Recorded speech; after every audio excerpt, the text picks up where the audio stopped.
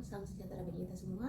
Halo, nama saya Nathalie Mutiara Sumidasiyon dari Prodi Manajemen di Setia Tribakti atau yang biasa disebut Tribakti Business School.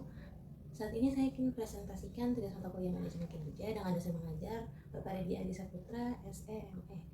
Tugas kali ini memiliki tema yaitu desain dan pengukuran kinerja. Kalau perlu basa-basi lagi, saya akan memulai presentasi kali ini. Desain dan pengukuran kinerja. Ya, seperti yang dilihat di samping ini, mengukur kinerja adalah penting untuk meningkatkan efektivitas dan efisiensi bagian pekerjaan dalam organisasi atau perusahaan, dan berkaitan dengan desain kinerja yang tepat dapat membantu tujuan untuk mencapai segala sesuatu yang akan jadi tujuan akhir dari perusahaan atau organisasi tersebut. Pertama-tama saya akan menjelaskan tentang pengenalan tentang desain dan pengukuran kinerja. Yang pertama ada definisi dari desain dan pengukuran kinerja, yaitu metode untuk pengukuran sejauh mana karyawan, departemen, dan perusahaan secara keseluruhan telah mencapai tujuan tertentu. Yang kedua ada tujuannya. Ada tujuan desain dan pengukuran kinerja yang diliputi menjadi 4, yaitu yang pertama untuk meningkatkan efektivitas dan efisiensi organisasi atau perusahaan. Yang kedua sebagai alat evaluasi kinerja individu atau kelompok.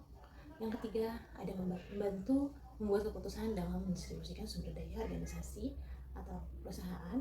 Yang terakhir memperbaiki kinerja organisasi. Nah, selanjutnya ada faktor pendukung. Faktor pendukung kinerja bergantung pada sistem informasi yang baik, alat pengukuran yang akurat, serta dukungan dan partisipasi semua stakeholder. Selanjutnya ada metode yang digunakan dalam pengukuran kinerja. Yang pertama ada balance scorecard yang memiliki 4 perspektif, yaitu keuangan, pelanggan, proses bisnis, dan pembelajaran dan juga pertumbuhan.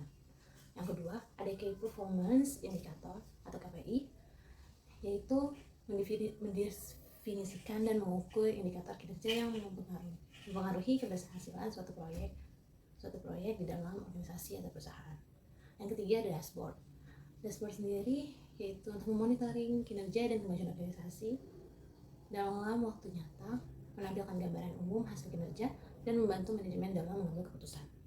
Selanjutnya ada indikator kinerja utama yang terbagi menjadi 3. Yang pertama ada profitabilitas, yaitu untuk mengukur kemampuan organisasi atau perusahaan untuk menghasilkan keuntungan atau yang biasa disebut dengan laba. Yang kedua ada kepuasan pelanggan. Hal ini sangat penting untuk mengukur seberapa puas pelanggan atau konsumen dengan produk atau layanan yang diberikan oleh perusahaan atau organisasi. Yang ketiga ada produktivitas karyawan, yaitu untuk mengukur sejauh mana karyawan dapat menghasilkan output yang diinginkan dengan sumber daya yang tersedia atau yang disediakan oleh perusahaan. Selanjutnya saya akan menjelaskan tentang penerapan desain kinerja yang efektif.